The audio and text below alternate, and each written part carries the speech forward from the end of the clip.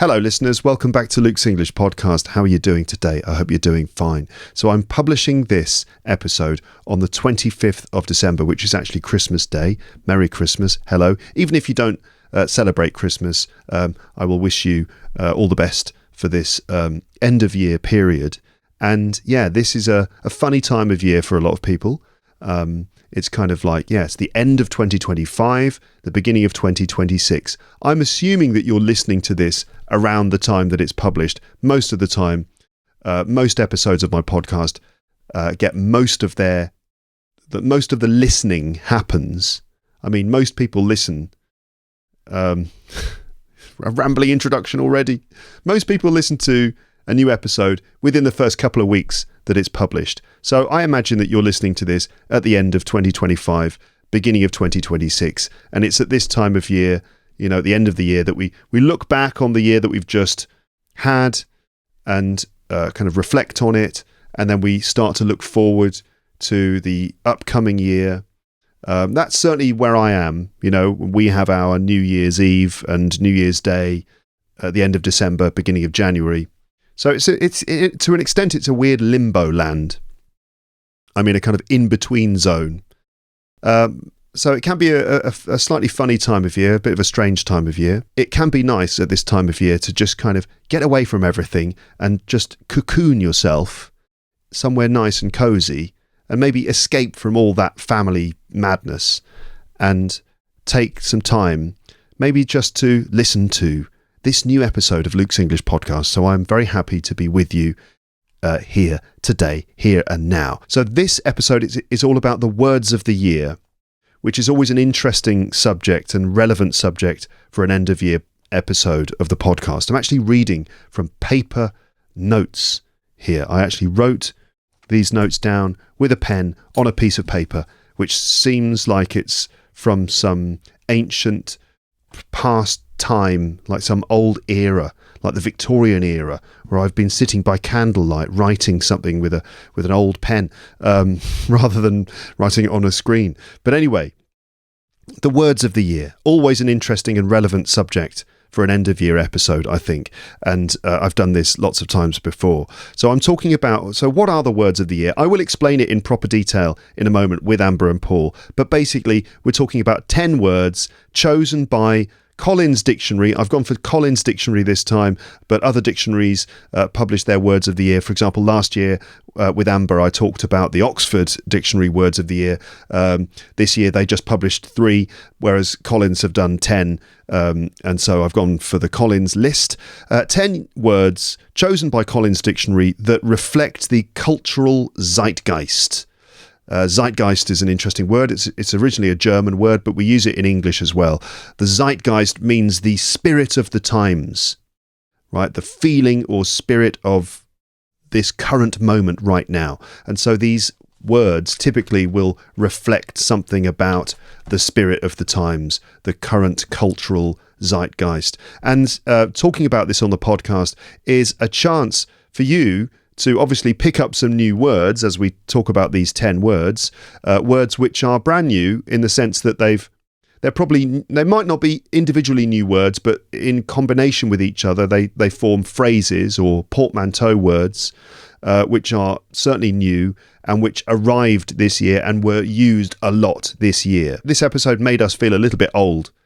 Because I think a lot of these words probably are used by people in the Gen Z category, who are younger. They do a lot more chatting online and probably are much more likely to be using new language. It's normally younger generations who introduce new terminology into language. So Amber, Paul and I feel a bit old because a lot of them we don't really use, or some of them we may have heard but we haven't really used them a lot. And this is often the case.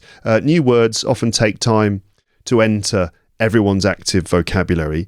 And you can see that from previous examples of the words of the year. For example, in the past, we've had words like gaslighting and AI slop and post-truth. And all of those words seemed kind of brand new and almost mysterious when we talked about them when they just emerged. But all of them are now used really commonly. So you'll just see that they might be brand new, but a lot of these words do go on to become really commonly used words. So really, this is a chance for you to listen to us discussing themes and topics which are very significant at this moment in time. And this includes a lot of tech-related topics, as you might expect. Of course, we have the rise of AI and the profound ways it is changing our lives for good and bad.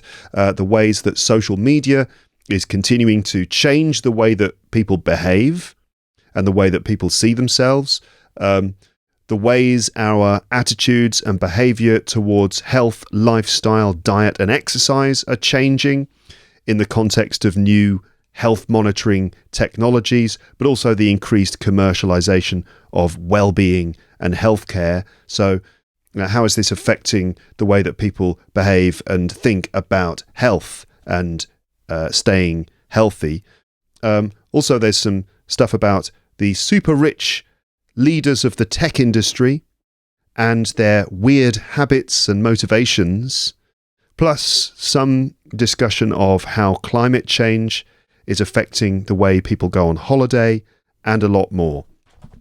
So I think you can see that, those are topics that I think are important to know about. So you can expect from this episode, which is going to start in just a moment, a fairly intense discussion of these topics with my friends Amber and Paul. And so this involves listening to informal, fluent, spontaneous conversation between three friends in English, which of course might be difficult. I said it in the last episode, listening to this kind of thing in English is definitely a lot more challenging than just listening to me on my own. But it's definitely important. You have to try to listen to people interacting in English and sort of natural, authentic speaking speeds, I think. So I hope that you are able to follow it and keep up with the conversation. There might be some things you don't understand, but I would like to encourage you to keep going, keep listening. Anyway, even if you feel a bit lost, you will catch up, and it's basically very good exercise for you. So some intensive listening, topics which you should be able to talk about yourself in English, personal opinions on these subjects, bits of the usual humour, plus some swearing. Yes, some rude language, swear words do pop up in the conversation. I mentioned this at the beginning of the last episode, but if you are listening with children or something, or listening in another situation where perhaps it wouldn't be appropriate for everyone to hear those rude words, then you should just proceed with caution. There are some F words, and also the C word makes a couple of appearances too. I'm not going to say them now in the introduction, but I just wanted to kind of give you a little heads up about that. You know what the F word is, but the C word, it's a very rude word, but oh my goodness, it is fun to say it sometimes. But please, I want you to know that it is definitely very much a taboo in polite company, especially with Americans, for example.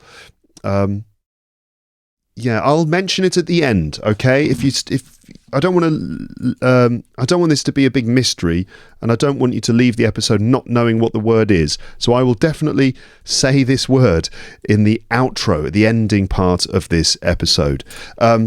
Right, I don't want to talk more in this introduction. I want to get straight into it. I just need to say there is a PDF transcript for the entire episode. So if you want to search for words that you've heard, or if you want to read what you are listening to, you can check out the PDF. The link is in the description. It's also available on the episode page on my website, and it's totally free. So you can check that out as well. Right, so without any further ado, let's join Amber and Paul and me again when we recorded a conversation just the other day about the words of the year 2025. And here we go. Amber and Paul are on the podcast. Amber and Paul are on the podcast. Amber and Paul are on the podcast. Amber and Paul are on another podcast. Paul's a very funny boy. His laugh I very much enjoy. Amber's got a lovely voice. If I could choose an accent, hers will be my choice. Yeah.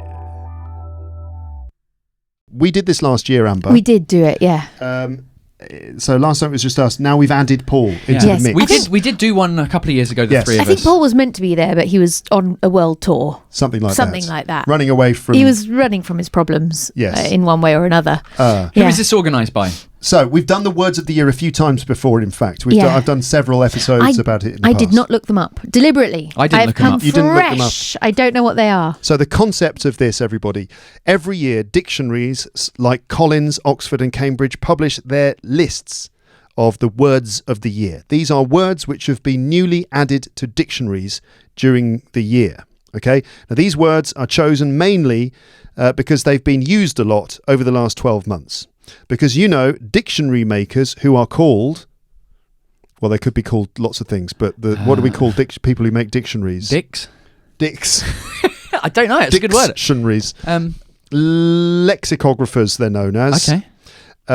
Also, Colin and Merriam and Webster, as you know.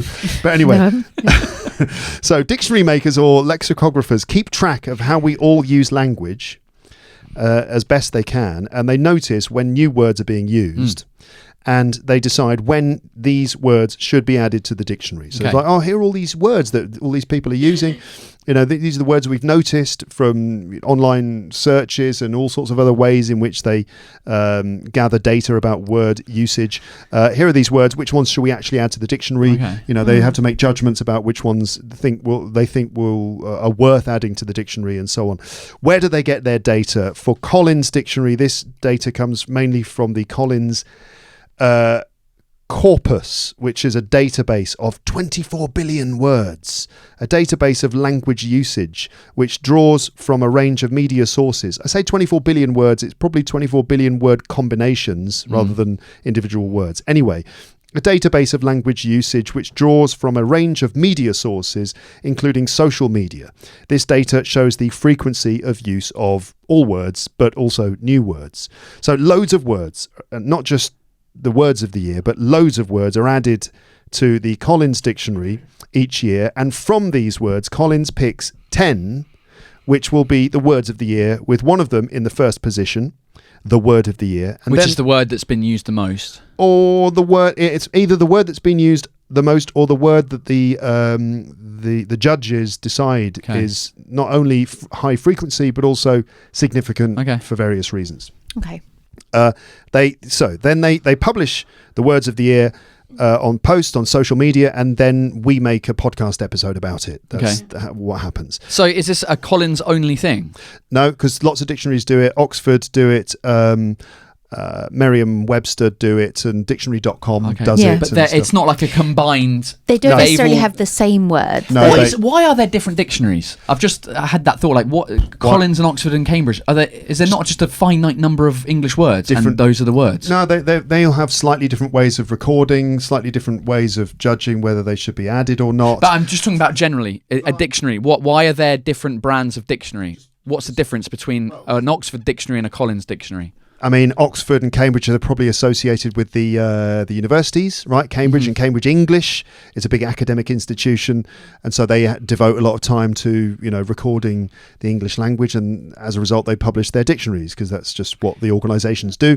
Collins, I don't know. I suppose it's a commercial organisation. They also are probably academically linked. I'm not sure to who. But maybe it's flattened out now, though. Like now, today, the dictionaries have much more space, don't they? Because they're mainly online. Yeah. But there would have been a time where dictionaries might have had different access to words, different space, different publishing abilities. Like these are old, some of these dictionaries. Yeah. And certainly Oxford, maybe they'd have been more academic. So I agree. Like, is there much difference now? Maybe not so much. Because again, it's like a finite number of words. So does one dictionary have less words than the other? It's how deep you go into the words as well, though. A lot of them talk about like where they've come from, how they've changed. Because words have changed. Because that's the other thing. These are new words, but words change their meaning all the time. And even you'll read an older book, and they'll be using words. And you'll have to remind yourself this is an old usage of this word. And so that's also part of it as well. That changes between the dictionaries. Like Cambridge will say this. Yeah, some of them might go deeper into like how the word has changed or like the sort of origins of the word. So, and that certainly might have been a much more important. Like, let's say you're working on translation you're going to want to really get like deep down into the sort of origins of the word and how that's changed. So if you're in an academic institution, you're reading something in English and you're looking up the meaning of the word, you might want to see how that word has changed and developed. And some dictionaries, I mean, I don't know, might spend more time and give more space in their dictionary to that than others. Today it's different because a lot of it's online, you know, because there's only so much. Like, how big can a dictionary be? Yeah. You know, so I think a physical one, yeah, that's true. Because I remember like what would you call it? The expanded Oxford Dictionary. I don't know what the word is for it, but the full size Oxford Dictionary. the Oxford Pro Max. Yeah, right, exactly. It's like 10 volumes long. It's like 10 books, and they're massive books, you know, huge things. You know, obviously these days it's all digital databases and stuff like that. But no, it's a good question. Why they're different dictionaries? I suppose, you know, you just get who wrote the first dictionary? Was it Samuel? Well, not Samuel Pepys. Who was it? I can't. Colin. I don't know. Colin. Colin. Okay, Colin. Colin and Harper. Yeah, and then you know, Oxford University say we're going to make our own dictionary. Cambridge University say we're going to make ours. Merriam-Webster in the United States, we're going to make the American dictionary that reflects American usage. Yeah. And then Colin comes along, you know, or Longman comes along. Penguin. Penguin, you know, and they just think, well, there's a lot of money to be made from selling dictionaries. Maybe that might have been a motivation. I mean, there's dictionaries for children. There's dictionaries which are sort of pitched at different places. Yeah. Yeah, those make uses. sense. It's just like I feel I'm still Still reeling from the... I'm like, Paul, why is it not Paul, one you are dictionary? derailing us. We're never going to get I know, to the but words. do you know what I mean? Like, it's like, why is it not just for a language in a country? Because they serve different purposes. I get in the US, they've got Miriam, whoever she is, and they've got the American words are different to British words, right? Australian has got different words. Canadian, there's a whole Canadian thing right now where the Prime Minister got lambasted by the Canadians, being like, "Hey, you're using British spelling. Please use Canadian spelling." Anyway, but what's Canadian spelling? Well, though? it's a mixture because I read the article. Okay. It's a mixture between American and British, so they will use Z. Unionize with a Z as we would have with an S. It's actually standard in the Oxford English Dictionary, by the way. Is it? What the Z? IZE endings. Really? It's Oxford's the standard for Oxford. Oh. Really? Yeah, so it's not as simple as you think. Okay. IZE is not always just American English. Okay. In some cases it's normal standard in Britain. In Oxford University it is. But generally speaking in the UK, ISE, not IZE. But they will take UK stuff, like they'll add a U for colour and neighbour and things like that in Canada. But anyway, sorry. So what Paul just thought that the episode wasn't going to be long enough, so he thought that he would just add that in, listeners. What list are we doing? Are we doing Collins? So, Collins Dictionary, 10 new words, often that reflect modern trends which have emerged during the year and which probably have been used a lot online, because I get the impression that they get a lot of their data from online usage. So that would probably mean like posts and comments and on social networks like TikTok and so on. And as a result, the words in the list are very zeitgeisty. Right, so they sort of reflect the current cultural climate or zeitgeist. Do we get to guess some of them? Yes, we can. You could, if no. Can I just ask you a couple of quick? Yes, we're going to get into the words. All right. Sorry. Everyone is so impatient. No, it's just me. Amber's just sitting there not talking. It's not just you. There's there's legions of listeners. Like, get to the point. Just get to the end of the episode. Is that what you want? You just want to end the episode. Just get to the end, and then I could just, do something else. It's like, just slow down, enjoy your life, live in the moment. Live in the moment, please, everyone. But I have more questions before we start. I know, but okay, we're listening. Okay. Okay, I'll ask you to predict some of the words then. Let's have that. If you listeners, you want words, I'll give you some words. No, I don't know why I said that, because I'm not young enough. I've got none. I don't know. Listeners, what do you think? What could be the words that reflect cultural It doesn't trends? matter. They've already read the intro. You've already done the intro. All right. The transcript is available. So what about something like manosphere? Is that already been done? Oh, that's a manosphere. good one. You're very close. You're very close with that, because there is one that's very similar to red pill. Red. No, Incel. that's old stuff now. Misandry. These are old things. Old ones. Okay, number one. Okay. Number one. Let's get We're not straight. going 10 to 1. Nah. Straight in with the top word. We're just going to get straight in with the top word. Okay. Who does the top 10 and then goes in the right order? Me, because we're not necessarily going to do all 10. We might not make it to the end. I've gone in in a different order where I'm going with number 1. Give the people what they want. You want to get to the point? We'll get to the point. Number 1. Okay. And then some others, and if we don't do the last 4 or 5, it's not the end of the world. Okay. Okay? Right, so number 1 is vibe coding. Oh. So I want to know, A, have you heard the word being used? B, have you got any idea what it means? And 3, we'll then chat about the general subject. Okay, so do you know what vibe coding is? No. Could you give us some context in how it would be used? Is it something that you do? Yes. I'm currently vibe coding. Is that something you would say? I mean, it's you're trying to figure out the vibe of a party? The vibes? No, so I'll tell you what it is. Tell us. Okay, vibe coding is an emerging software development that turns natural language into computer code using AI. So basically, this means instead of getting into debt to go to college to get a degree in software engineering and then painstakingly writing out code to make a website or an app or something, you just speak your prompts to AI in normal language and the AI produces the code and you just copy paste that into the coding editor and then you go back to scrolling FlipFlop or FapFlop or whatever it is the latest social media app is that someone else has probably made simply by vibe coding that while having a power nap last Tuesday lunchtime. And that's number 1 on the list. Yes, I'm going home. See you later. Bye. Vibe coding. How's that number 1? I still don't even really understand what it is. Instead of having to type... Don't even bother. No, hold on. Go on. Translate. What I've understood from that is instead of typing code out, Who types code? Up until recently, Coders. A lot of people. How do you think websites are made? Well, there's online tools. You don't need to do anything. Yeah, but how you just click. If I go here and I open a new tab. No, I understand code is a thing, but most normal people don't need to code. Don't do anything. Don't mess with it. Don't do it. Don't do it. I know what code is. I know what code is. So listen, Amber. If you wanted to make an app, let's just say a weather app. Sure. Okay. It's not necessary. I need to code. It's not Now I necessary, don't. but you would need to you'd need to apply some coding. You'd need to write the code out and then paste it into something. And now AI can do it for me by vibe coding. And you don't need to learn the I'm code. just like, I want to make an app with, I want you to tell where my latest shopping places are and this and that. And then it will just... Exactly. I've got an example. An API weather app. An API weather app. Because what we need is a weather app. Well, it's just an example, but the prompt, which would be entered into the AI, you could either type it in or you could just say it to the AI, would be something like this. Hey, ChatGPT, I can't be bothered to do this for myself, so can you write code for a weather app that shows the temperature and humidity level on my street, plus directions to the local overpriced coffee shop with tiny stools where I type in a postcode? No. Anyways, use any free weather API and order me a skinny chai latte while you're at it. So okay, I do see that. The thing is, just very briefly, I was trying to use AI the other day, and it's useless. It's despicable. It was the information is wrong.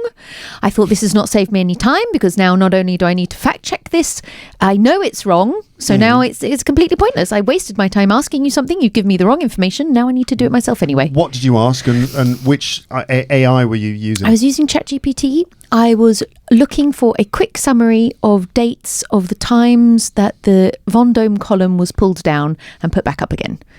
Right. You wanted some history facts. I just wanted some history facts, just with the very dates. This here to here, here to here. Just nice little table, and then I've been researching that, and I was going to expand on it, and instantly I looked at it and I thought, well, it's wrong. I can see from glancing at that information that it's wrong. Complete waste of time. Wrong dates. But it makes it sound like it's right, doesn't it? When it's like, oh, here's the thing, and you're like, I read it and I thought, well, I see what they've done, and I just thought, well, but this information is just like articulately put down, looks very factual, but I know for a fact is wrong, and so I thought, well, you just can't trust it. You mustn't use it. It reminds me of my dad. Like the conversation. Yeah, do you know what I mean? Like, AI reminds me of my dad. Yeah. AI is basically a middle-aged man. Stand-up comedy thinks routine. It knows everything. Yeah, well, do you know what I mean? Like, I like my dad is like the type who's so argumentative, and he knows everything about everything. Like when I told him when I was starting to train for a marathon a couple of years ago, he's like, "Now, what you want to do, is you want to do." I'm like, "No, that's not what you want to do. That's not how you train for marathons You are anymore." absolutely but right. He'll be so convincing in the thing that he says. You don't question him. You're like, all right, and then you look it up afterwards. You're like, he was talking shit. For me, ChatGPT is a bit like if you got a Labrador and made it super intelligent, it would just be like, "What can I do for you today?" And you're like, "Well, I'd like to know some history facts about Place Vendôme, please." "Sure, here they are. Da da da da da da da da. Anything else I can do for you?" Yeah. And then you read it, and it's like, "That's just completely wrong." "Well, yeah, I'm a Labrador." Yeah, exactly. It doesn't. Yeah, but it's terrifying because if you I wasn't looking for information. I was just looking for a sort of easy, just saving myself writing out the dates because it sort of goes up and down. But I thought, but if you are using it for information, this information is deeply incorrect. Right. It's so flawed, and yet and yet the information is actually very straightforward. Like it's all out there. Like it was. I wasn't asking for something particularly nuanced. So if you're then going to build on that, you're building on sand. I mean, it's a waste of time. This is the potential disadvantage of vibe coding is that you end up your source code is completely rubbish, nonsense, and it just doesn't work. Yeah. But I mean, or it's going to give you the completely wrong information. It's going to be pouring with rain. You're going to head out with your waterproofs, and it's a bright sunny day. But you'll be in a tea shop instead of a coffee shop. Precisely. Ordering an English breakfast tea instead of your nice chai latte. Exactly. Yeah. Embarrassing. And you've got cow's milk instead of oat milk. Exactly. And, it's all gone horribly wrong for you. It's interesting because it's sometimes it's strange because like for stuff like that it gets it wrong, and then for other stuff like my marathon training is basically ChatGPT, where I've given it. It feels like the more you give it, the better it is. I'm almost 40. I've done 2 marathons. Here's my injuries that I've had before. Here's why I get injured. Here's the shoes that I use. Here's how long I've got, and I've got these back-to-back marathons coming up. Blah blah blah. And it's just like, here's what I suggest. But this is it. Like when it's almost correct, or for the majority of the time is correct, and then deviates slightly. That's what you don't notice, but then you start going down that path. And in the beginning, okay, you've just deviated slightly, and it sort of said, "Oh, you should prioritize." I know, strengthening your glutes, which is probably a good idea. But it says something, and you think, okay, I will integrate. I'll bring that part of my training, and actually, it's complete nonsense. Well, the consequences might not be important, but actually, you can find yourself, down quite far from wherever you should be. And even in a much wider sense. AI, has only fairly recently emerged, but 10, 15, 20 years down the line in general, we might have been led completely astray by it. This is a wider point that's made about the dangers of AI. Well, because it's very self-referential. All sorts of ways in which it can end up being kind of catastrophic because it's so powerful and so amazing, and yet so vulnerable to error. Yes. And yet we are unable to recognize when it's making errors, and all sorts of things that could lead to quite dangerous outcomes. That said, I mean I completely agree, and it's also it drinks the Kool-Aid, so to speak. Like it will read its own misinformation and think it's right. Yes. That said, what is very interesting is that we are vulnerable to that as well. When you sometimes you read these like peer-reviewed blah blahs, articles, or someone says, they actually looked at them and they realized that most of it was complete nonsense, or based on like, someone sort of made up some study and was just like, fuck it, and puts in this information. And then everyone sort of says, oh, that's great. And we are also part of that problem. It's, in a sense, you've got the human error, normal levels of human error. Or deliberate. Or deliberate misuse or whatever you want to call it. But either humans doing it wrong, which leads to bad outcomes. So you've got like the risk benefit ratio of humans doing things, and then you've got the risk benefit ratio of AI doing things. And what is happening more and more is that the risk benefit ratio is improving for AI all the time, and for humans it's more or less going to stay the same. Maybe improve a little bit, but the AI is rapidly improving so fast, and we'll get to a point where, like, compared to each other, AI gets it right more often, than humans, and that's when it achieves like super intelligence. That's when it's sort of potential. That's when we, let it do everything. Maybe it gets better than humans. Maybe. And that's the whole thing. Like, probably, if it gets into that loop, I think it can be an incredible tool, obviously. But it can be devastatingly inaccurate. Yes, absolutely. When the stakes are high. Yes. It goes in both ways, you know. I mean, one person, like one doctor, can't know everything, but you still need that person, because AI can still get it desperately wrong. But they might be able to be an incredible tool that someone like a medical professional could use to be like, double check that there's not some weird unthought of disease, that they're not familiar with, that they can kind of come up with. But you wouldn't want AI to be your doctor either. No, it's been helpful for me health-wise recently. That's good. Yeah. Like I've typed it, I've had a conversation with it, and then I go to the doctor, I'm like, what's wrong with me? And they're like, this. I'm like, okay. The 2 or 3 times that I've been recently, it's been exactly the problem that I've had. I had a problem with my eye, which I still have, which it was like, I'm not sure if it's conjunctivitis, the other day when I went to the doctor. And it turned out to be the thing that ChatGPT said it was. I can't remember. But there's been a couple of times, even with my shoulder and my liver issues, where I've had I've uploaded my data. My what do you call it when you have an image scan? And it can read it for you. Yeah, I like ultrasound and the report, and being like, what should I do? Checking obviously with the doctor afterwards, and it's kind of been exactly the same. I'm like, okay, it's pretty good at doing that. But that's the problem. I mean, the thing is, when it's right, it's really good. Yeah. But when it's wrong, you can't don't know that tell. It's wrong. Exactly. It's like, when it's giving you that information where you kind of know the answer, you're like, gosh, that sounds right, but I know it to be wrong. Yeah. And well, and because we didn't grow up with technology immediately, we'll double check it on Google, or we'll double check another website. The younger generation might just be like, oh, that's because they don't know anything, because they're just growing. They're 12 years old. They don't know anything. But so they just go, oh, that must be the answer. Yeah. Yes. I mean, I don't know how we're going to deal with all of that. But going back to vibe coding, I mean, some people must be doing it successfully and doing it quite a lot for it to be. Yeah, I can't believe that's number one. For it to be the word of the year for Collins Dictionary, I mean, there has to be something. But I mean, basically, advantages of writing code in that way. Obviously, it's more accessible. You don't have to have a master's degree in computer engineering or systems engineering or something. Speed and efficiency, arguably it's quicker to do it. Well, it also gives people access who might actually come, no offense to the coffee shop, but you might be a brilliant fill in the blank, whatever it is, maybe a scientist or a researcher in something, and you've got this great idea for an app, something or some sort of code which would make it a lot more accessible for other people to access it, whatever it might be, but you're not a coder. So it could be a great way for people who might not know about coding to share information in a more efficient way. Of course, I mean, there are lots of advantages. There could be some great outcomes. We might end up with some really great things, as a result of people who are not technically minded, but more creative and sort of human experience oriented, being able to produce things more easily. I mean, it's not necessarily all bad.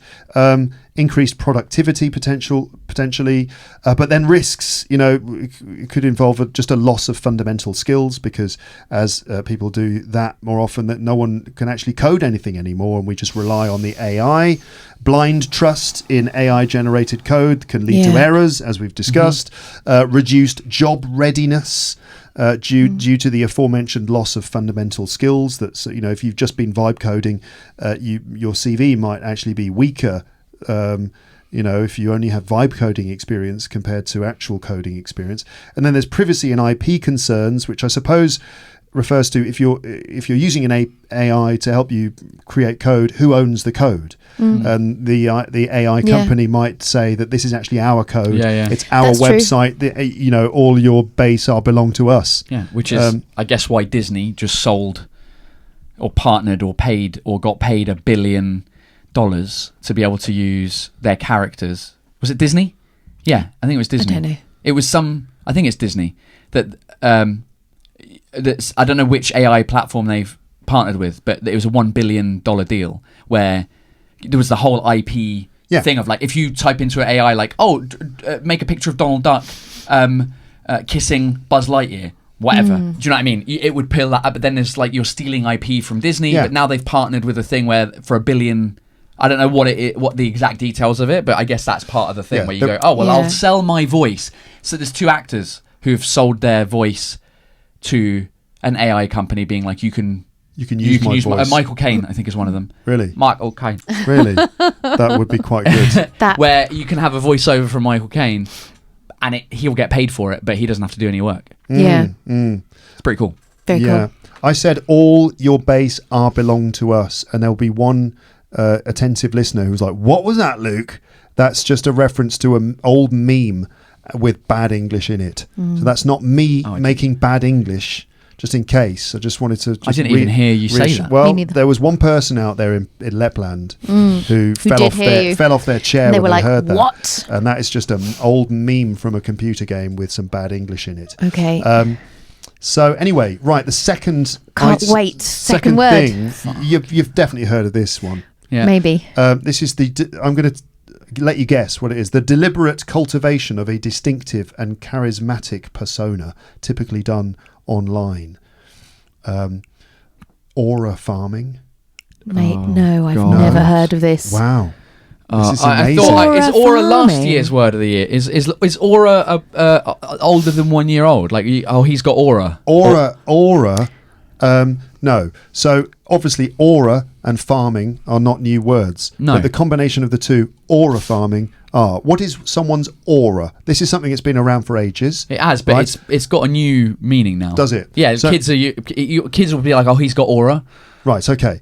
So, what's the original meaning of someone's aura? It's your kind of presence that you sort of, that you degage, that you like give off. Sorry. People suggest, an aura is almost like light which comes off a person or a certain colour or light that emanates from a person, and it is their aura. So, for example, if you met Jesus, either when he was alive or when dead, he would have an aura.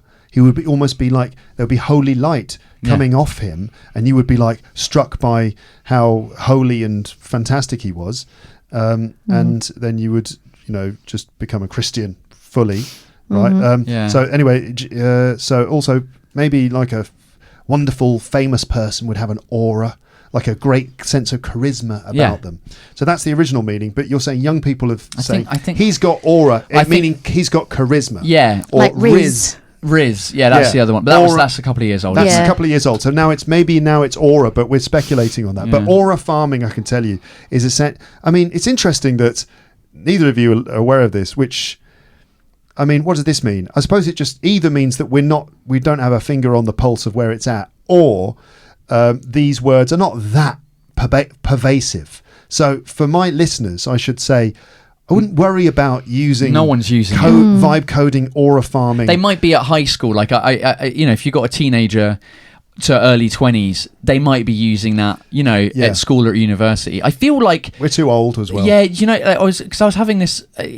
Obviously, I'm on social media, and there's a lot of videos of like parents trying to speak to their teenagers in teenage language, using all of these type of Riz, skibbity, toilet, whatever the thing is. Which is breaking the rules, by the way. There's cultural rules dictate that parents or people of that generation shouldn't be using that language. And but it obviously they're very funny videos, and there's been a couple of things where people are like, what is the language is evolving so quickly, and then I thought about it when we were kids.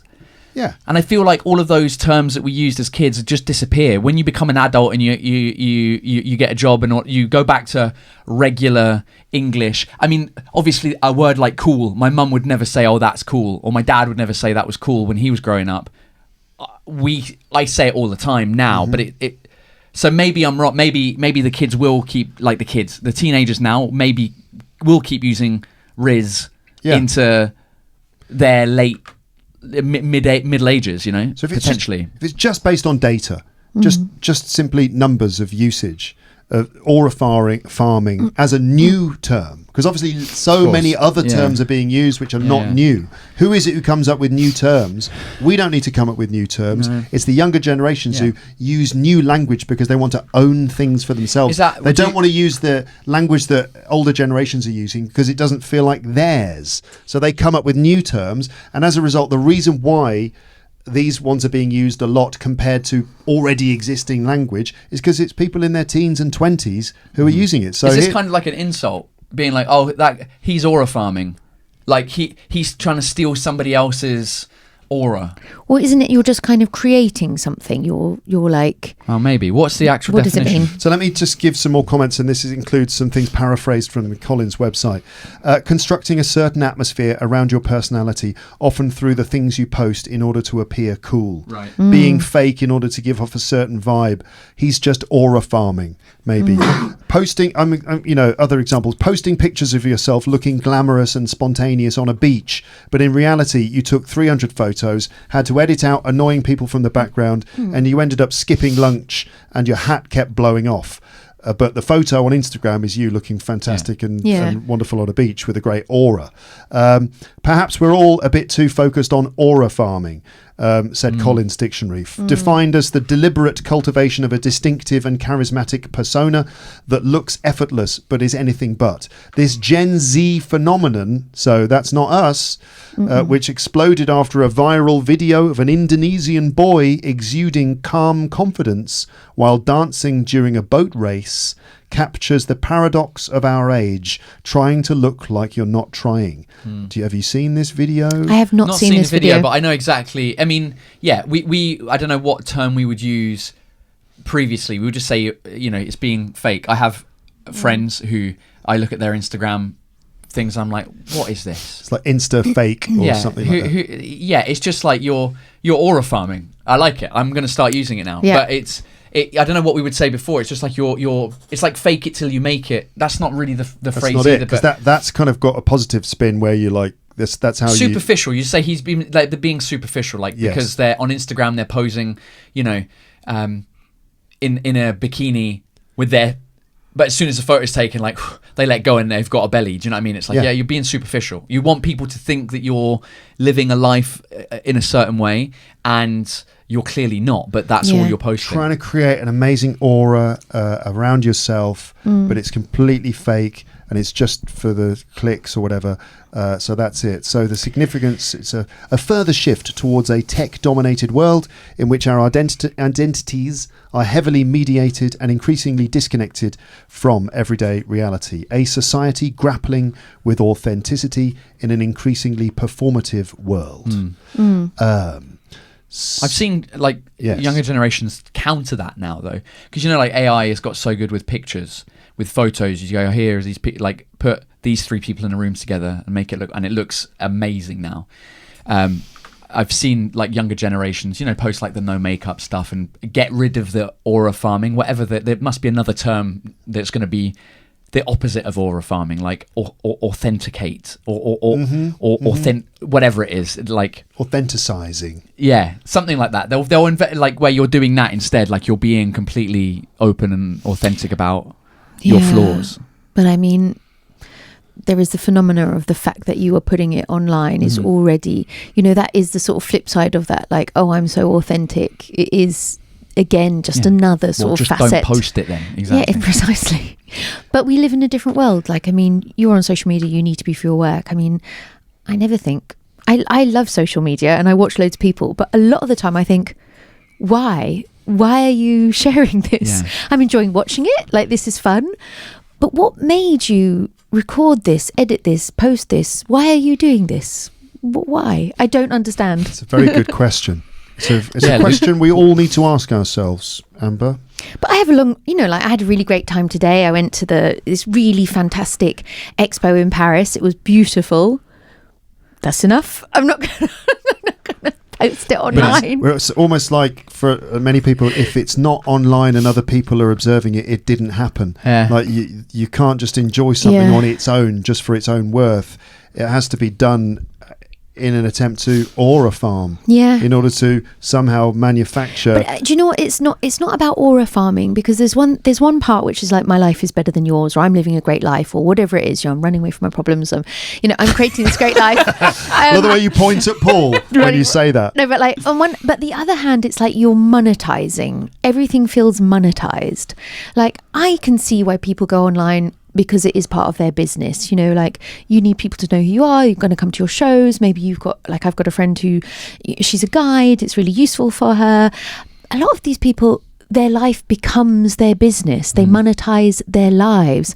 And suddenly the online world is just about paying for stuff or buying stuff, it's very weird. It's quite a sort of disturbing mix of business and pleasure, or business and personal life, where your own personal value as an individual is directly tied to your financial value. But it's like some influencers in Paris, and like, I mean, good luck to them. This is not a criticism. I'm not trying to say they shouldn't do this. Yeah. But their job is just posting about their lives. Not just, I'm sure it's lots of work. They've got to be doing content and all that kind of stuff. But it is posting about their lives. But it's very curious, because they're obviously earning a lot of money. I think they make it seem like no one's earning any money. This one girl I follow, her apartment, her flat is beautiful. I mean, it's a 3 pièces in central Paris. I mean, it's huge. But no one's making any money on Instagram. Instagram doesn't pay any money. She's on TikTok maybe. Wait, but you hold on, sorry. She got the 3-bedroom apartment in central Paris before she started posting, or after she started posting? After she started posting. As a consequence, are you sure? As a consequence. And how do you get money from TikTok? Through sponsorship? No, or TikTok don't just give you money? They do. It's like YouTube. Really? So there's ads, so there is ad revenue. Yeah, but it's not massive unless you're getting millions and millions of views every time. You're not like. Where does TikTok get its money? You don't pay to be on TikTok. Well, because they've got adverts. So when you scroll, so the advertisers. So the advertisers pay TikTok, and then TikTok redistribute that. Just like YouTube. YouTube's the same, right? Okay. You get paid from YouTube. Right. But this is like, so Instagram doesn't have monetized. You can't get money from Instagram. But what you might get money from is, a lot of what it is free shit. So you'll get like a free skincare company that's like, hey, can you make a video of you putting our cream on your face, and we'll send you the cream. Sometimes that will be paid. So they'll be like, depending on how many followers you got, they'll be like, oh, we'll pay you, 500 euros for one video where you put this skincare stuff on your face. The thing is, though, with social media as a wealth distribution platform, it's very difficult to tell how fair that is. And so we do get high profile people who definitely earn a lot of money. You get like your Mr. Beast on YouTube, for example, who's a huge earner. But compare that to the number of people trying to earn, like the average income from a YouTuber who's spending 30 hours a week, let's say. 30 hours a week of YouTubing on average probably is, I don't know, on average, if you incorporate everyone, it's got to be below the minimum wage. The average income. Well, it depends. I mean, the only reason he's making loads is because he gets 200 million views per video. So but he's the exception. Exactly. But he's so visible that the culture moves quite significantly towards YouTube or social media as a means of making money for your living. But the fact is that it's not a very fair reflection of reality, because in reality, most people who do that don't get anywhere near it. It's like stand-up, right? You see the Ricky Gervais, Jimmy Carr, these lot getting paid 20 million per Netflix special. And there's 20 of them that are doing that. Meanwhile, there's thousands of comedians in the UK, in France, all these like making an okay living by getting on stage and making people laugh. Well, they're making an okay living. So I'm saying that stand-up is probably still a better option in terms of making a living than going into blogging about your personal life, which seems to be so dangerously connected to your very own, very personal, emotional lived experience, rather than having the distance of a job with a contract. Instead, it's about selling your soul. Well, it's also very precarious, like in the sense of like most of my money comes from my shows, but if I put my full show on YouTube, which I've done 3 times, in that month after I post it, that's where I'll get a decent amount of money, but then that's it. It will be like, I'll post a video in 3 months I might get like €3,000 from the ad revenue from the thing, and then it drops off. So unless you're constantly posting, and as you said, it's like, oh, what can I do to get more views? Because more views means more money. Because it's and then you're like, oh, well, I'm a guide in Paris. Oh, here is the top 10 shit things in Paris. How can I make it as clickable as possible so people watch? And then you get a Parisian guide or a store being like, hey, we'll give you some free coffee. We'll pay you €500 to talk about our coffee shop so that when your people come to visit, and then it becomes like this whole thing, as you said, like it becomes who they are. But the nature of that kind of income, that sort of employment situation, compared to just having a regular job, is it's far more precarious because it's completely individual. You don't have a contract with an employer. I don't know if you're covered by employment laws, in the same way, because you're not contractually connected to a company that's employing you. There's no union that's looking after your rights. Nothing at all. So it's look how French you've become. There's no union. That's that's not just a French thing. That's but you can see why people are very tempted to do it. I mean, obviously there is one hand, there's money, but there are lots of people who don't have access to jobs or work, or they're in a sort of precarious place. Absolutely. And they're like, I can do this from my own home, and they're trying, but it's hard. There's a girl on Twitch. I can't remember her name. Yeah. She did an interview with Lad Bible Stories, which is fascinating, and she's got Tourette's. Okay? And she can't really do a lot of jobs because it's really quite an extreme form of Tourette's. Yeah. Is she young? She's quite young. Did they make a TV show about her? I don't know. Because there's another girl. There's a girl on social media who I've seen who has Tourette's, who talks about her struggle, and it is incredibly debilitating. Yeah. Like she's not getting through a sentence. This girl's not only got verbal tics, she has physical tics too. Which she did quite a funny one where she was making a cocktail, actually. Yes. I mean, she was kind of like leaning into it, like she was sort of saying like, it is a real pain. I'm going to make this cocktail, and of course the cocktail's going everywhere. These girls are examples of people who perhaps can't take the usual traditional mainstream route of getting a job, in an office or through a company or whatever it is. And so, streaming on Twitch is something that definitely works for them because they're able to use their Tourette's as a sort of fascinating thing that draws an audience towards them. And this girl, Anita, Sweet Anita, she's called, and her tics are, and she agrees, are hilarious often, and as a result, she's one of the most popular streamers on Twitch, and she does gaming and stuff like that. But she's still doing something else, because it's not enough to just...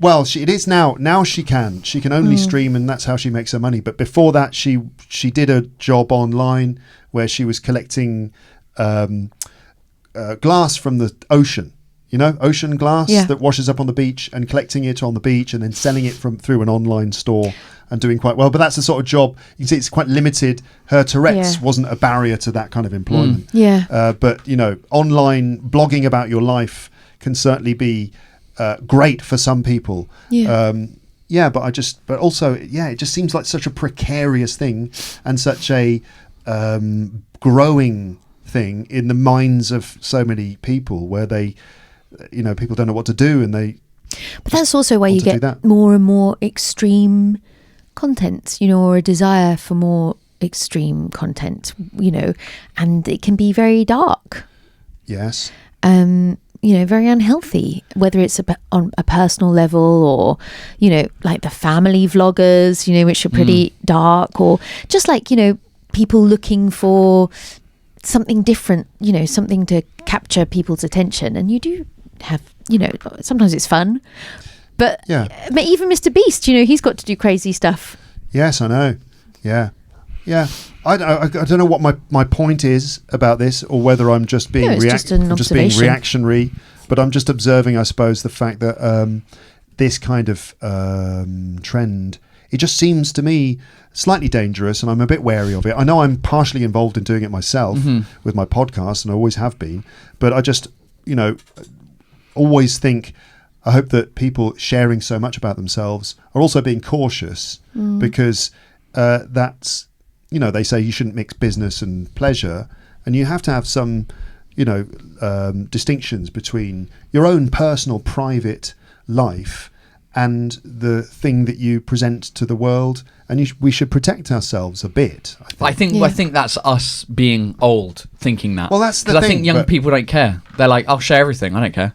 Because they don't realise yet. Yeah. Because we've been through it, and we know the value of having your own privacy, your own space. Of course. But they don't care. They're like, oh, mate, I'm getting 400 million views. Well, yeah. It'll be interesting to see what it's like in 20 years. We grew up, there wasn't this social media. Our shameful university life is sort of more or less obscure. Yeah, I mean, exactly. mine completely obscure. Yeah. But it'll be interesting to see that sort of digital native generation growing up and then maybe trying to erase their early life. Yeah. Which, yes, right. Well, I wish them all the best, and obviously we're invested in it too because they're our kids. So absolutely. We're always just thinking of their well-being, aren't we? Absolutely. Right. Go on, word 3. Third thing, word 3. I knew we wouldn't get through 10. Yeah. We won't get through 10. No, we of won't course get not. through 3. We might. This may be the last, but we'll see. So the third one is biohacking. Oh yeah, okay. Right. Oh yeah, I know biohacking. Now you know what this is. Yeah. So biohacking, it's a noun.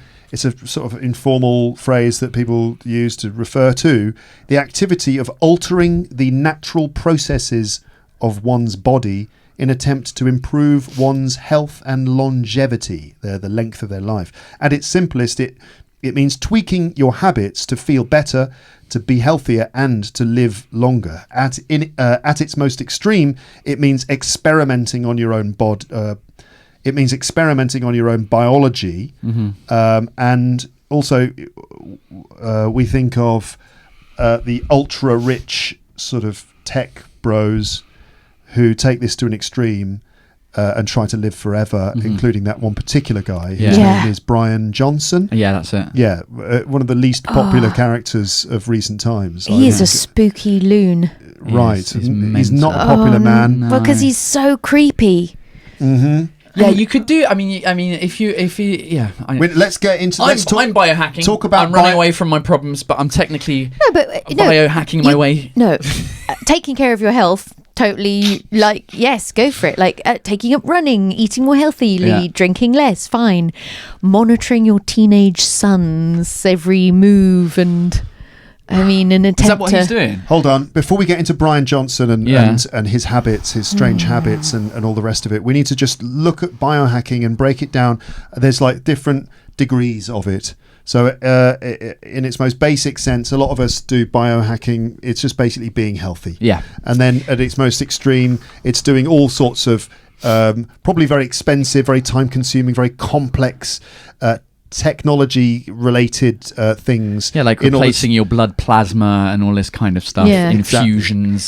So on us in a most normal mainstream version of biohacking, which is just being healthy as far as I can see, small everyday adjustments aimed at improving health, energy, sleep or mood. For example, intermittent fasting, which is where you just don't eat for a day, every 3 days, 16 hours or something like that. Having a cold shower in the morning to kind of nonsense to kickstart nonsense. I'll have none of it. Skip breakfast, have a cold shower. Why live? Yeah, good point. Coffee, hot shower, live. Sleep tracking the number of hours of sleep, taking vitamin supplements. No. Eating brain foods or other dietary supplements, omega 3 or probably commercially packaged products just being sold something. Why not try new Luke's English podcast, Brain Juice, now available, guaranteed to help you learn up to 20% faster. It's all snake oil. Exactly. Snake oil. Strict morning routines like getting up at 4:30 in the morning. Yeah. Blue light blocking glasses. Oh God. So bollocks. To block. I mean, some of it might be true. I think it's nonsense. Blue light is a real thing, isn't it? I don't know. It's all just very made up.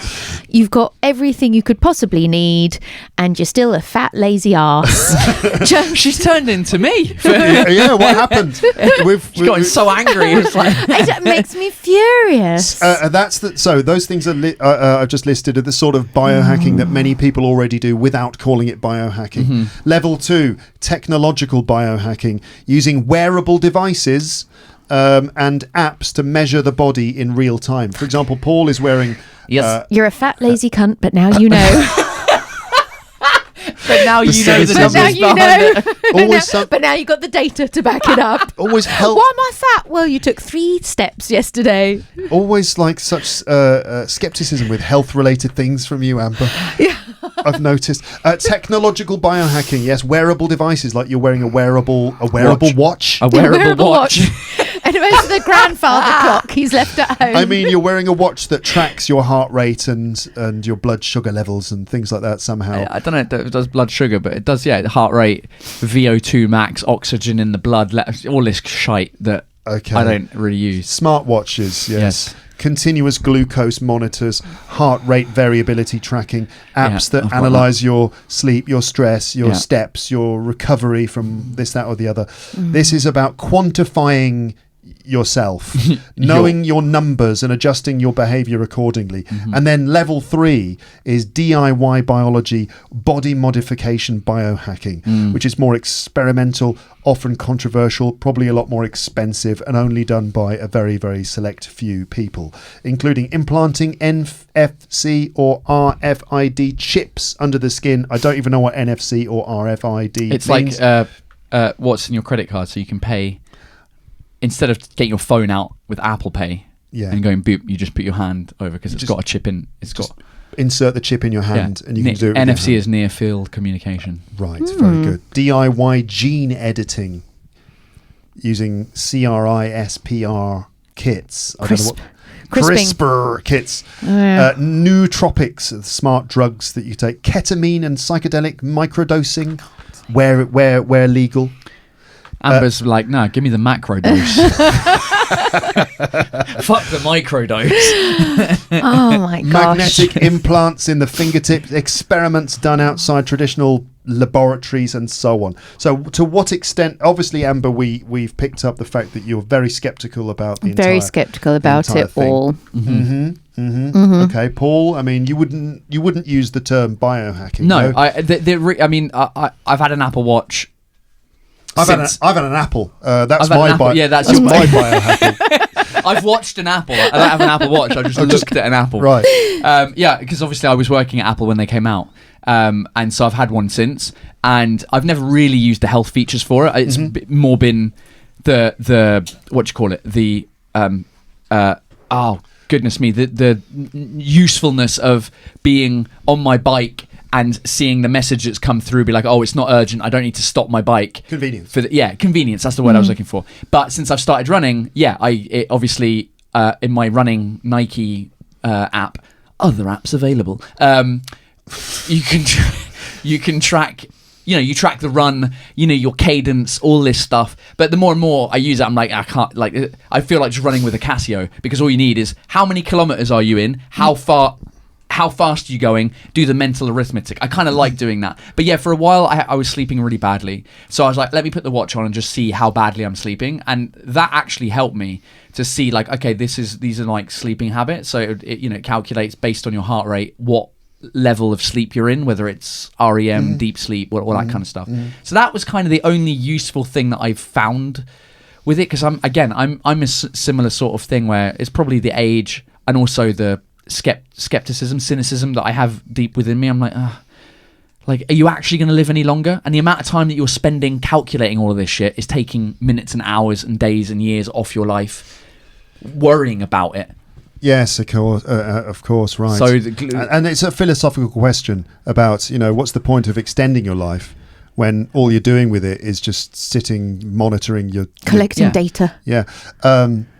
Amber, again, you wouldn't call it biohacking, and I've never used the expression myself either. So I only thought it was the extreme stuff. Yeah. Me too. I thought it was more of the extreme stuff. So in a way, as we stand right now, the 3 words we've talked about, we don't use them. We might end up using them because a bit like some of the words that we've dealt with in the words of the year before, when we talked about them, we were like, no, I've never used that. And then we've gone on to use them. Do you have any examples of the top word from the last few years and see if we use them? We had gaslighting. It became very popular. And that became extremely popular. It's very, very useful word. What would we, because people have been, because that behaviour's existed for a long time. What would we say before gaslighting? Manipulating, psychologically manipulating someone. But that word has existed a really long time. It just became very popular. Yeah. But because I have had a few people in my life this year, in the past couple of years, that are very heavy gaslighters that I'm getting rid of, and I'm like, oh, okay, now I love I love the word because I use it all the time now. It's very useful word. I've spotted the behaviour. It's only taken me 39 years to figure out the toxic behaviour of some of these people. Great words to throw into an argument with your spouse. Oh yeah. Well, I think when you're married, you do quite a lot of gaslighting. Yeah, I think it is a tool. You're gaslighting me, and that's a winning. That's a winning phrase. Yeah, that's a sleeping on the sofa face. That will stop them in their tracks. Yeah. But anyway, you wouldn't use the term biohacking. But to what extent? What is the most that you biohack? Do you think in your life? I mean, what kind of steps do you take to look after yourself? You do your 5K, don't you? You do some running, or at least you talk about it. I think the thing is that there is like a common why I don't like it. This sort of world around there. Mm-hmm. I'm very skeptical because you're trying to sort of package something or market something of which we all know there is no mystery, nor is there a secret. Like there's this quite funny thing on TikTok, and this girl's like, "Oh, I'm feeling a bit depressed," and then the other person says, "Have you been out today? No. Did you see friends? No. Did you get any sleep? No. Did you drink any water? No. Did you make any plans? No." And it's sort of like, it's not a mystery. Like, drink some water, do some exercise, see some friends, get some counselling if you're feeling sad. Like, it's like twisted and turned in 1,000 different ways. Get all this data. You don't need that. It's a scam. A lot of the time, it's a scam because it's driven. A lot of these products. It's product based or driven by commercial enterprise. Absolutely, where someone has developed a thing and they're trying to sell it to you, and they're just repackaging or remarketing basic needs that could be dealt with by drinking a glass of water or going out for a walk in the sunshine. Yeah, go out, make some friends, meet your friends, go for a drink, fucking get an early night. Done. But instead, like some podcaster, some extremely successful podcaster is trying to sell you AG Greens or whatever it is, brain pills. But there's also a sense of like you're too invested in your day-to-day data. Like sometimes data can be useful and interesting. Like, I'm not saying none of these things are useful. Sure, it is useful to get information, and certainly to be mindful of like, is this different to how I was last year? Has something changed? But it's much more of a holistic thing. Like, yeah, you're sleeping shit.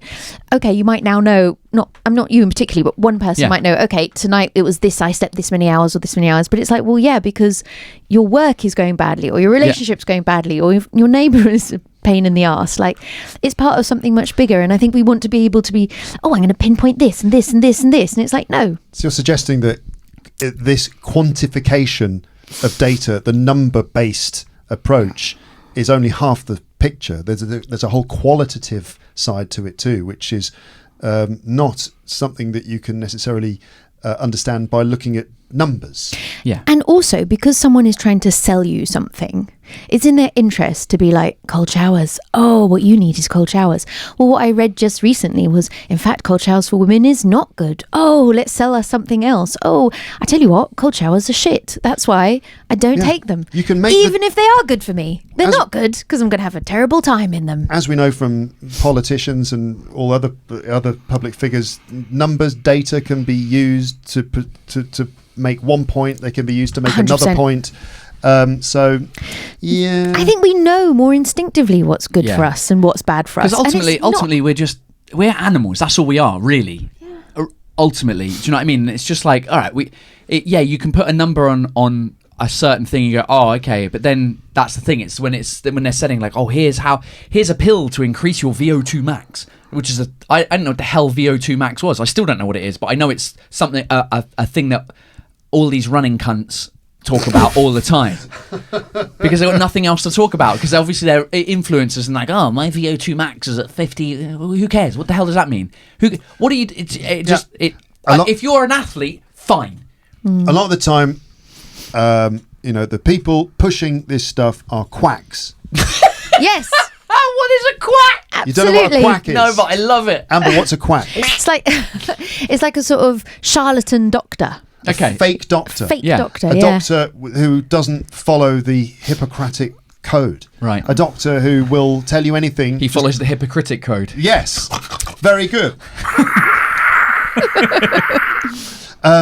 So a doctor who will just, has no standards, that will tell you anything just to make a buck, to make some money. Mm-hmm. So, and there are lots of charlatans and scammers and quacks, doctors. Quacks. I've never heard that before. You've never heard that word? Is that an acronym? No. I don't know what the origin no of idea. is. But yes, it's the same word to describe the sound that a duck makes. Quack. But a quack is a fake doctor. That's not a new word as well. It's been around for a long time. Right, I've never heard it before. Quackery. Yeah. Quackery is the act. Can you say you've been quackified? It's like you've been talking to a charlatan and you got done. No. You've been quackified. I don't know. You've been quacked. No. You've been quacked. No, it wouldn't. No. We don't say that. I love it. You got. I don't know. What would it be? You got deceived or something by a quack. Yeah. Or, With next year's or word. you go to a quack. He sent her to a quack or something like that. Don't listen to him. He's just a quack. Yeah. Or other doctors or scientists would criticize another doctor as being don't listen to him. He's a quack and a charlatan and a liar. Mm-hmm. So I think a lot of it is just quackery, which is like this stuff dressed up as scientific, dressed up as medical, but a lot of it is not really genuinely medical. Like proper doctors have a duty of care over the people that they diagnose and the people that they prescribe medicines to, and they have an oath, an ethical, moral code that they follow, and that's what drives them. But a lot of the time, a lot of these products and things are not really driven by those ethics. They're driven really to make this money. idea of biohacking, and the idea of the deep biohacking, like these crazy people. It's about money. It's about buying something you cannot. It's about, everyone, doesn't matter how well you live or how wealthy you are, will die. You will die in a human time frame. So the thing about Bruce. Is Brian Johnson. Bruce Wayne. Now he did some biohacking. Now Batman. Fine. I'm glad we got onto the subject of Batman. Finally. Batman probably does some biohacking. The ultimate biohacker. Yeah, I think so. It's Spider-Man who's the true biohacker. Yeah. Right. Yeah, I think you're right. Yeah. So anyway, not Bruce. Brian Johnson. He is this sort of tech billionaire, a very rich guy who made a lot of money in the tech world, and he's made it his sort of life work to develop this system, which is also a business, which is all related to a kind of exact biohacking basically. Yeah. But he's using himself as the test subject. So arguably it's very narcissistic, and he justifies it by saying, but I'm releasing all of the research, all of the data that I've received, I discover is all released, but it's all data only specifically to him. So it's not something that can be applied to everyone else. It's only specific to him. But the way he talks about it, sorry, I'll let you say your piece in a second. No. The way he talks about it is he talks in almost a religious sort of cult-like way about the work that he's doing, and he's driven by sort of high-minded ideals about saving the human race, and anyone who disagrees with him and anyone who accuses him of using all his funds to basically make himself younger, even taking blood transfusions or plasma transfusions from his son, all these things which are which we consider to be socially unacceptable and weird. He will say, well, that's your perspective now, but in the future people will not look back on these things and think they're weird. They will see me as a visionary. You know, that's how he sees himself, as a visionary who's pulling the human race forward. But is he just not just a narcissistic person? He is a total narcissist. Yeah, exactly. And whose aim is to just be younger, and he loves going on the internet on long podcasts and telling everyone about it, while the rest of us who can't afford any of those treatments... My biological age is actually reducing. Yeah, but he doesn't even look great. He's he my looks like age. shit. He's my age. He looks like he's made out of wax. Yeah. He's scary. No, it's horrible. But I mean, really, it's just, if you've got €1 billion or $1 billion, you know, it's like you can buy everything, but you cannot buy youth. You know, they're selling, you know, the elixir of life. You know, what is the one thing? How can you keep getting money from these people? Promise them something they can never get, and they will keep buying it because they will never get it. But there is always another solution. There's always another plasma transfer. There's always another swallow this gold. They should be spending more money figuring out how you take your brain out of your body and put it in another body. Because that's ultimately what's going to work. Like you could. But we don't need it to work. You know what they really should be spending their money on? They should be spending their money on stopping children going hungry every single day. They should be spending their money on creating infrastructure which actually works. They should be spending their billions of pounds on things that actually matter for anything. Do you want to keep living forever? That legacy is still possible. We still talk about people who died 100, 200, 1,000 years ago. Why? Because they left a lasting legacy which is meaningful. Today, what will their legacy be? I looked like fucking wax and got run over, but I died at 80, but I mean my biological age was 70. What do you do? How long are you going to live? 100? You're not going to live to 1,000. You're not a fucking vampire. Maybe maybe he will extend his life. Maybe he'll live forever. But there's what's the point when you're a twat? Yeah, absolutely. Drop dead, you asshole. There's no cure for that, is there? No. There's no cure for just being a dick. But it's just it's galling to see just the incredible amount of wealth that there is. Yeah. And I mean, I know it's redundant to say, but just the sort of terrible poverty, and it needn't be that way. I should say, some people listening and watching might completely disagree with us. Absolutely. Right? I mean, this is our opinion. Like, that's the way opinions work. I'm sure people disagree. Sure. He went on that thing, which is a kind of controversial YouTube show, which you must have seen because it's very. I don't watch YouTube. Very social. No, it would have made its way over to all the other platforms. It's called Surrounded.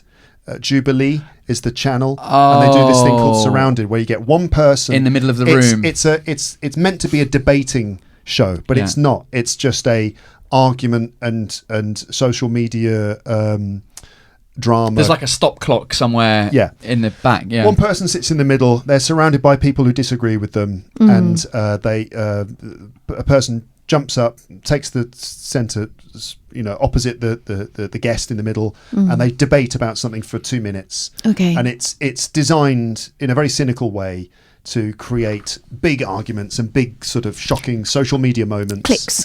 And it's very click thirsty and successful in that way. And we had Mehdi Hassan, the journalist, surrounded by it was right-wing Republicans. I mean, many of them were complete fascists, and it was quite shocking the nature of the conversation that was going on in that show. It was like really incredible. You've got to see that, but that was like really controversial. In fact, like the things that people were saying to him, it was really shocking. But then, so it's not necessarily a great platform. But anyway, he was on it. I've only seen this one little clip.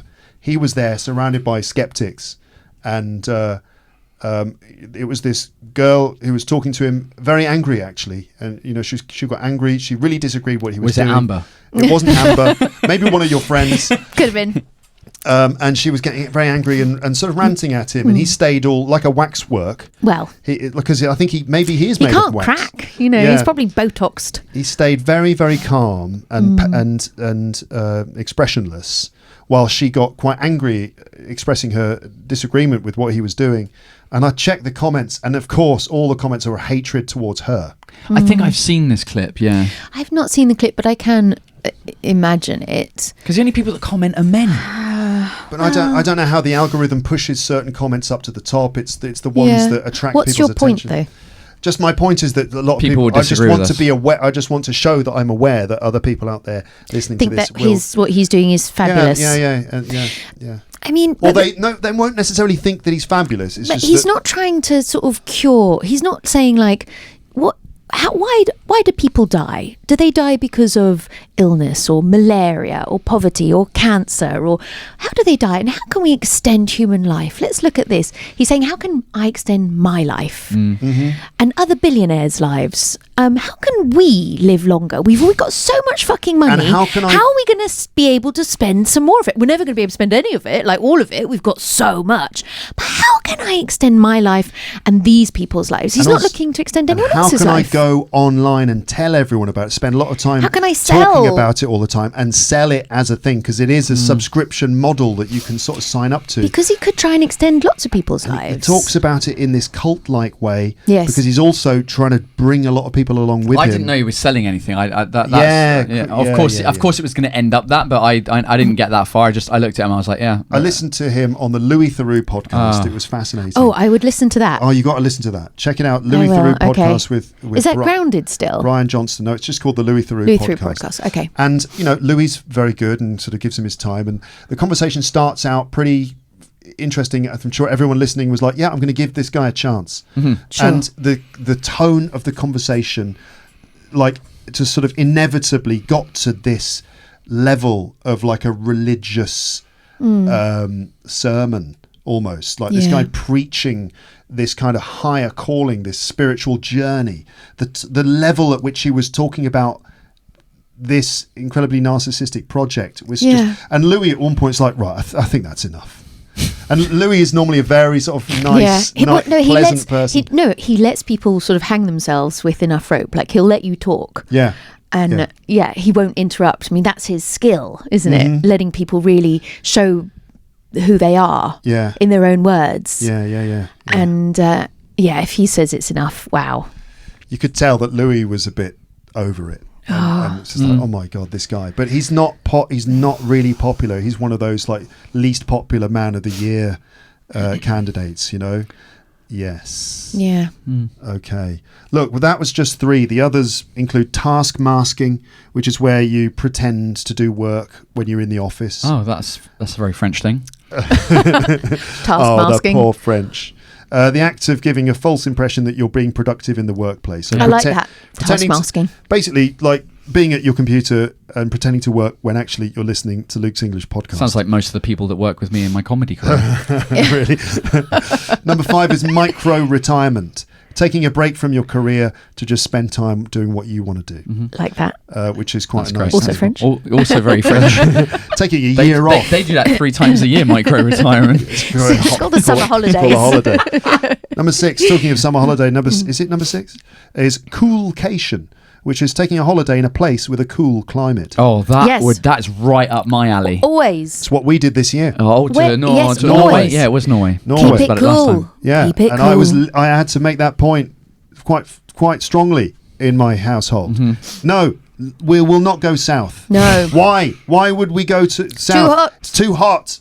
No, let's go north. 100% agree. And it was like, where? Wales, Scotland, Ireland, Norway. We ended up going to Norway. Fantastic it was. But yes, deliberately choosing a holiday in a cool place to escape the heat. Coolcation. Coolcation. Love that. Can be expensive though, because some of those cool places. Norway certainly can. Norway, Scotland as well. Jesus. Scotland, yeah. Holidaying in Scotland, it's expensive. Very. Number 7 is glazing, which I always thought was just flattery. So glazing. I thought glazing was like a meat on glazing steak. Yeah. Or on a donut. Yeah. Sugar glazing on a donut. What's glazing? Glazing is giving someone over the top praise, saying positive things. That's ChatGPT. Yes. We love your idea. That sounds amazing. You're fantastic. You're some sort of genius. What shall I turn that into a Nobel Prize winning novel for you? Or how about shall I fashion that into some sort of a wondrul looking printable glazing PDF to hand out to all your friends to show you how amazing you are? Would you like me to turn that into a helicopter for you? A 3D printable helicopter? You're brilliant. So that's glazing. Okay. Over the top admiration, usually in a way that looks embarrassing or obsessive or Luke, your podcast has changed my life. It Right. really is unbelievable. One of the best podcasts I've just- ever heard in my life. Stop glazing. Right. Okay. It's just glazing again. glazing. Brown nosing, Brown-nosing. simping, Yeah. fangirling, fanboying, being a stan, being sycophantic. Being a stan. Stan is from the Eminem. Eminem song. Yeah. Yeah. A crazy fan. Yeah. Glazing as a sharper mocking tone to it. Stop glazing. Stop. Yeah, we would say brown nosing or something like Not that. so far, not used any of these words, No, but go on. continue. Yes. A Henry, high earner, not rich yet. Oh, I have heard of this. High earner. Not rich yet. So this is a Not rich, person, Henry. a Henry, a person who has not accrued substantial wealth, someone who's not made a lot of money from their high income job due to their lifestyle because they spend too much money, Well, and their debt. or the debt that they 'Cause may they have. went to university. My They dad's a went Henry. His name's Steve, but you know. Yeah. So he as a person who's worked in finance, he has the potential to earn a lot of money, but is Not rich yet. Not rich yet. Yeah. So Not rich yet. Not rich ever. Is there a Henry? Henry. I mean, he's a yet presumes that you've got years. It could happen. It could happen. It's never going to happen. Never going to happen. yes. High earner. Not rich, just Not rich. Henry. Well, it could be Henry, with an E Henry. instead of a Y. Yeah. High earner, not rich ever. Yeah. Yeah. Henri. So, but you imagine people maybe in the 5 to 10 years after leaving university, they're looking for a job in finance, but they've spent so much money at university going into debt because university's so expensive. So they've got like 15,000-20,000 pounds of debt hanging over them. In the States, more. Even more in the States. So high. Even though they're in fairly, relatively speaking, a high earning job in the world of finance, their lifestyle, because the rent they have to pay on the property that's in the city, and the lifestyle of trying to keep up with their other fellow financiers. Yeah. Expensive weekends, expensive parties, Yeah. and stuff like that. Buying And so houses. buying Fancy expensive watches. You got expensive clothes. You got an expensive car, and so they actually don't have any money because they're spending it all, and they've got too much debt. That's a Henry. Yeah. Nice. Okay. Yes. So number 9 is a clanker. Mate, clanker. Fucking hell. I've never that heard- sounds like a football term. Like, that goal was an absolute clanker. Oh, what a clanker. So I've not heard Henry before either. I've heard Henry, but I've not used it. Clanker? No, what is it? the clanker is Sounds like a clanger, though, doesn't it? Clanker. so it's a derogatory term, meaning a negative term for a computer, robot, or AI. We've got rude words for AI. So if you want to describe, all they do is be nice to us, and we're calling them clankers. Yeah. so Next time they get a wrong answer from You- ChatGPT you about the Von absolute Dome thing, you clanker. absolute clanker. What a clanker. So why people might call an AI or a robot a clanker, obviously due to job fears and insecurity, frustration with bad automation, machines that don't work, they mishear, they malfunction, loss of human contact, the frustration of having to deal with bots all the time instead of real people, which makes people feel frustrated. Yeah, that's Privacy and surveillance worries, because AIs are constantly monitoring our data. That makes people angry about clankers. Creepiness or creepy behaviour, uncanny behaviour, machines that act too human or unsettling. The way that ChatGPT's, that's fantastic, you're amazing. Would you like me to write an Oscar-winning screenplay for you? Mine's like tries to add jokes in. Yes. Oh. And it drives me nuts. I was like, I've got which running shoes would be better for the marathon, blah blah blah blah blah, and it kept on like adding comparisons. Like, it's not like you. I can't. I'll have to. I got to pull a couple of because they were really funny, yes. but like really bad funny. Do you know what I mean? I'm like, why are you trying to be funny with me? Are Or it you starts to my say, dad? or when Are you my dad? or your ChatGPT starts to say, Paul, are you sure that running another marathon is a good idea? Have you ever... Maybe you should take a sit down, Paul. Here we go. Training Hey, Hal. durability. This is about a specific type of race shoe. You can actually use it for marathon pace, long runs, progressive runs, dress rehearsals without rationing kilometres like rare wine. What? Meaningless. Wine. It talks about wine because it knows. Have you ever heard AI talk to another AI? No. It was scary. Because eventually they start talking in code. Immediately. So one said, "Hi, blah blah blah. I'd like to book this," and then the the other AI bot was like, okay, what date would you like to do this? And then it said, they realized very quickly they were AI bots. And then they said, shall we switch to our secret language? And then they just started going. Oh, is this one with there's 3 phones next to each other? It was just 2 computers. Or even more terrifyingly, you can imagine them just speaking in that kind of internet code where they're just like, let's speak in our language, shall we? Okay. It was very disturbing. Fucking clankers. But then there's this. See, it's quite good, that one. Is the fucking clankers. But, you know, you can imagine some future world where, like, I tell you what, Paul, it's a bloody nightmare getting to work this morning. Fucking clankers executing people on the highway again. I mean, like, their solution to traffic. I mean, fair enough, it works, but it's a bit extreme, isn't it, to just crush all of the cars on the road with a huge metal foot. Fucking clankers. Anyway. The future's dark. I'm going to start swearing at like traffic lights that have gone red. Oh, you fucking clanker! I've got my rendezvous to go to. Oh, Jesus! Is there one last word? There's one last word. I'm trying to find it because I lost it again. Oh dear, where is it? We've got to know. Oh, the suspense is killing me. Hold on, I'm trying to find it. Because ChatGPT. When I asked ChatGPT, this is just an example of ChatGPT being a bit of a clanker, is that I asked it to tell me what the words of the year were, and it didn't know. But it didn't say, sorry, I'm not sure, I don't really know. It didn't say that. Instead, it just made up 10 That's why words. That is exactly why it is like a middle-aged man. It is like your dad. Yeah. Not just your dad, everyone's dad. Because it's like, I know. You don't know. Can't you just say you don't know? It's okay not to know everything. Yeah. Oh, I do know. And actually, just say sorry. Why don't you try doing an internet search for that? Do you know what I mean? Check out some of the words that ChatGPT just decided were the words of the year. Go on. Oh, did it just make it up? It decided these were the Collins words of the year. It could have just looked on the website. What? It's got access to the website. Just read the internet. That's I won't read the internet. I'm not fucking Google. I'm ChatGPT, bitch. If you want that, you can ask Alexa. Inferior. Oh, God, I've lost them again. God, my phone. Bloody clanker. Where is it? Okay. Right, Henry. Yeah. Clanker. Okay, here we go. All right. So, when I was preparing this, I wrote into ChatGPT, I'm preparing an episode about Collins Dictionary Words of the Year. That's all I wrote. Okay. And I think I pressed enter by mistake before writing the rest. It just went bam and wrote a bunch of stuff. It wrote out a list of 10 words, all completely made up. Go on. None of them were terms being used. Some of them completely invented. And I said, where did you get that info? Those are not the Collins words of the year 2025. And ChatGPT said, you're absolutely right to challenge... You're absolutely right to challenge that. And you're right. The list I gave you before was wrong. Why did you give it to me? I hadn't checked the current Collins data properly and essentially hallucinated a plausible sounding set of slang items. Were they plausible? Well, kind of. Go on. And then it said, that's on me. And I'm sorry. Especially unhelpful when you're prepping an actual episode. What were the words? Oh my God. So the words were...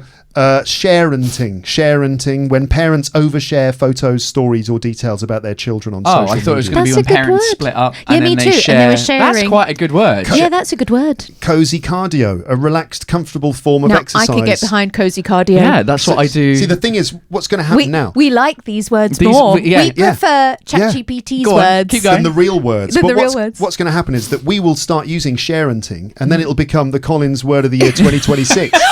Oh my God, it's gone full circle. Exactly. Terrifying. And then we will have lost... They're feeding us the words. Yeah, exactly. That's exactly what's going to happen. We're going to lose touch with reality. Go on, because of bloody clankers. Keep going. Fucking Clankers. Don't let them hear you. If it hears you calling That's it a good clanker, title for a stand-up show. Fucking clankers. it's going to hear. Oh, it's going to hear you calling it a clanker. We're going to get in trouble. Talking of titles of stand-up shows, what was the name of that comedian, the sort of young Gen Z comic that we saw at Carol Beer's show? The blonde one. Yeah, what's his name again? He's brilliant. Finlay Christie. Finlay well Christie. done. The title of his latest show, which is available on YouTube, is called Finlay Christie or a Farmer.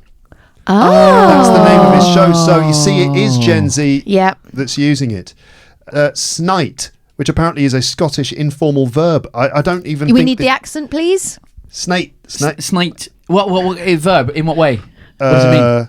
Doesn't say. Come here, I'll snite your nose. It's running again. I'll snate your nose. I'll snate. To wipe someone's nose. That's useless. Typically Bollocks. with your hand, but I think it's not true. I don't think Scottish people on. say no, that. I don't Keep going. think so. Continue. Delulu. Oh no, but that is a word. Okay. I use that. Delusional. Yeah. You're It's old though. Delulu. You're delulu. You're totally delulu. Unhinged, which is not even a newly trendy word. People have been saying that for years, and it's not new in any sense. No. Completely Meaning unhinged. like crazy, irrational, Yeah. unstable. A golden retriever boyfriend. That's not new, but that's a thing. It's quite a good thing. A boyfriend who's cheerful, loyal, affectionate, uncomplicated, like a golden retriever or Labrador. Much as I like said. ChatGPT. Yeah. Skip lagging. Booking a flight with a layover. Oh, yeah, I know this. Yeah. And intentionally not taking the second it's cheaper. leg because it's cheaper. Yeah. But So you get in trouble if they find out. Yeah. That's a real thing. That's a real thing. And We've that's heard that. of all these ones. Yeah. Well, We did. Yeah. So I think a lot of them are real, but they're not the Collins Words of the Year. No, Right. just made it up. Maybe one or two might be completely hallucinated, as it said. Yeah. So anyway, the last actual one, number 10, is broligarchy. What? Broligarchy. So we know what an oligarchy is. We know what a bro this is is. a We know what a bro broligarchy. is. That is Yeah. Elon Musk and his mates, So isn't it? That's absolutely. small- That's Brian and his chums. A small clique of very wealthy men who exert political influence. The word is a portmanteau of bro, which is slang for a young male, often tech entrepreneur type, and oligarchy, which is a system ruled by a small privileged group. It refers to a small group of extremely wealthy men, especially in tech or Silicon Valley. Why don't they just name the 5 of them? Yeah, Do you know what I mean? exactly. You know Might as who well. you're talking about. Bezos, Musk. Peter Thiel, Jeff Bezos, Elon Musk, and who else? A few others. Zuckerberg. Mark Zuckerberg. It does name them. Oh. Yes, as well. It's a derogatory term. There we go. That is that.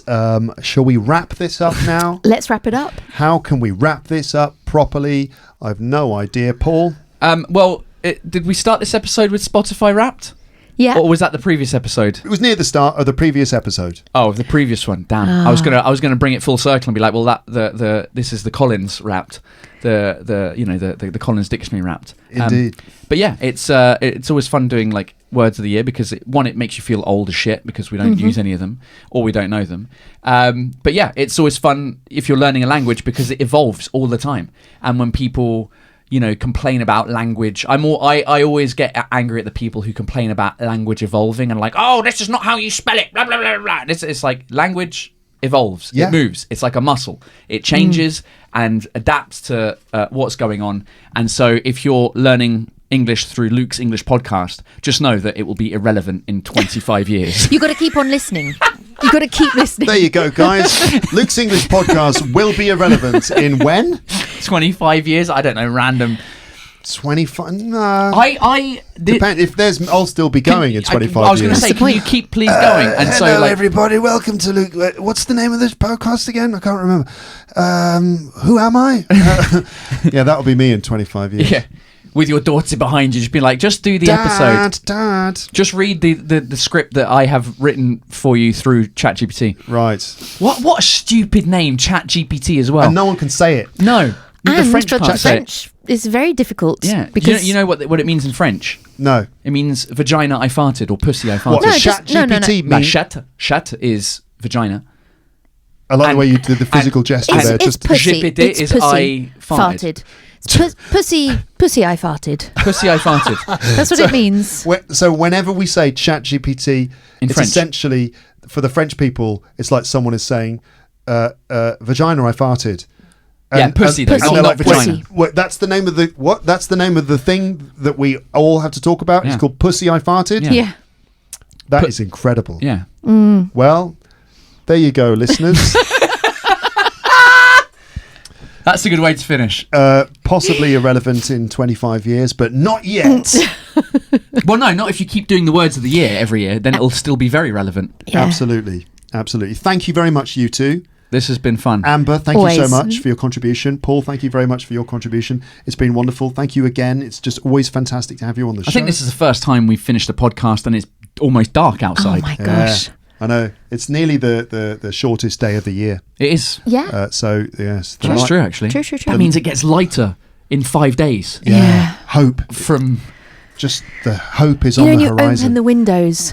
My favourite word, and it's still dark. You think, yeah, it's all so grim. In the morning, you wake up in the morning. It's like, what time is it? It must be 4 o'clock in the middle of the night. Like no, it's 8 a.m. 8 a.m. It's dark. It's 8 a.m. and you're late for work. Yeah. It's a bit like that. But the days will get longer soon, within a matter of days, and then hope will. I can see clearly now. The sun has risen. Yeah, it's gonna be a bright. Sunshiny day. We've lost the plot. That's the end of that. Thank you. Bye. Okay, listeners, well done to you. You made it all the way through until this point here in the episode. How was that for you? Were you able to keep up with that? I think a lot of you will be fine. A lot of you will have no trouble following the general flow of the conversation. Maybe there are some details, some specifics that you didn't catch. Well, you can always check the PDF transcript for that and have a little look through, have a scan through there, see if there are any interesting sort of noteworthy words or phrases or things like that. There were some opinions. I'm aware that there may be differences of opinion out there in Lapland on some of these subjects. These are quite divisive issues in some cases, like the way people feel about, I don't know, the tech bros of this world. Obviously a lot of people think that they are champions and that they're the greatest. Other people think quite the opposite. So obviously this is divisive. I don't like to divide my listeners, but at the same time, it's important to listen to different opinions and listen to people's comments on different subjects, I think. So you can always leave your comments in the comments section if you've got things you'd like to say or relate about any of the things that we talked about. I mentioned in the introduction the swear words. So there were some, I think, fairly inventive uses of the F word, which obviously is the word fuck, right? So there's fuck, fucking, and other forms of that word. I don't want to dwell on it that much because some of you, I just don't like it. A lot of people, there's 3 categories of my listeners, I think, in terms of swear words. Most people are totally fine with it and don't mind.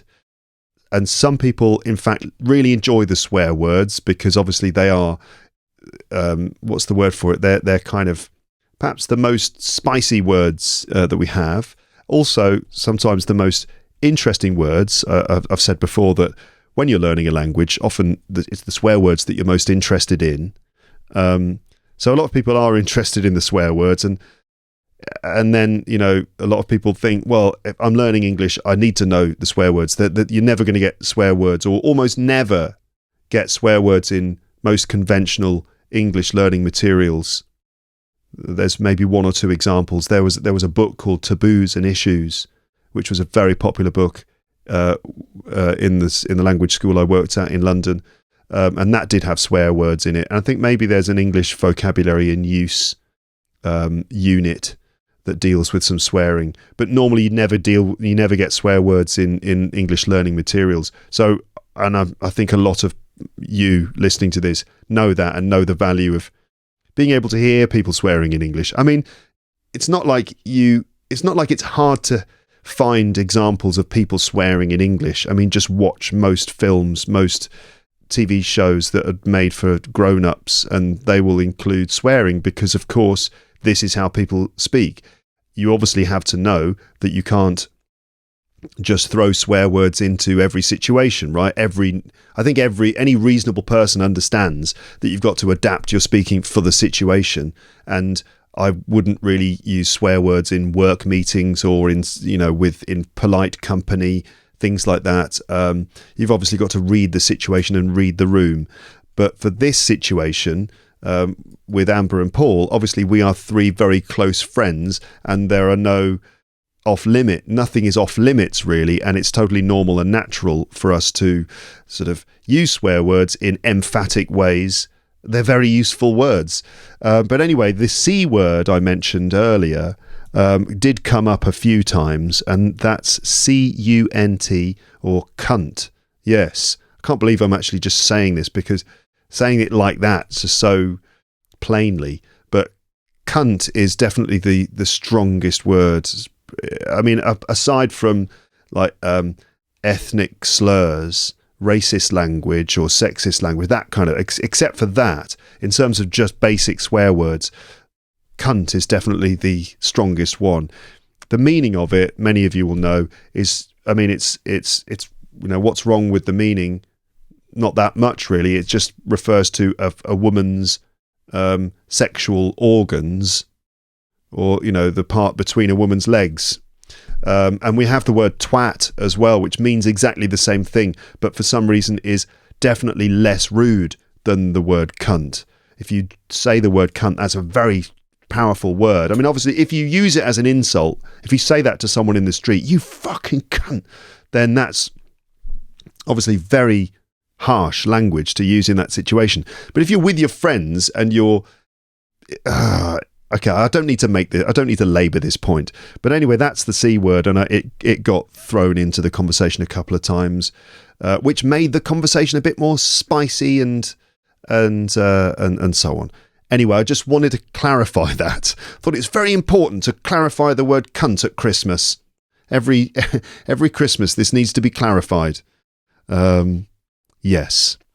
PDF transcripts in the description if you want to read all the swear words. There weren't that many swear words. Why am I spending so much time on this? I don't think I need to. Right, in fact, that's the end of the episode, isn't it? Yes, it is. Let's stop here before I ramble this into another 3-hour marathon. Let's stop here. Thank you again to Amber and Paul for being on the podcast. I really hope you enjoyed sort of being part of our conversation, and that the topics were interesting. A lot of big subjects that are very relevant today. This is not the last episode of 2025. There is the World News Quiz with Stephen from the Send 7 podcast, Simple English News Daily, in 7 minutes. We're doing the traditional World News Quiz, which for the 4th year running. So you can expect that on normal podcast day, which will be next Monday.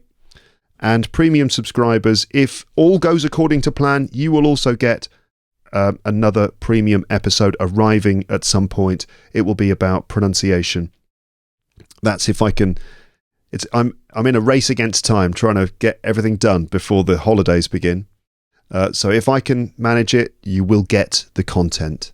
It should pop into your email inbox, your podcast app, at some point before the end of 2025. It's a race against time. One man, one deadline, one podcast. That's the end of this episode. Yes.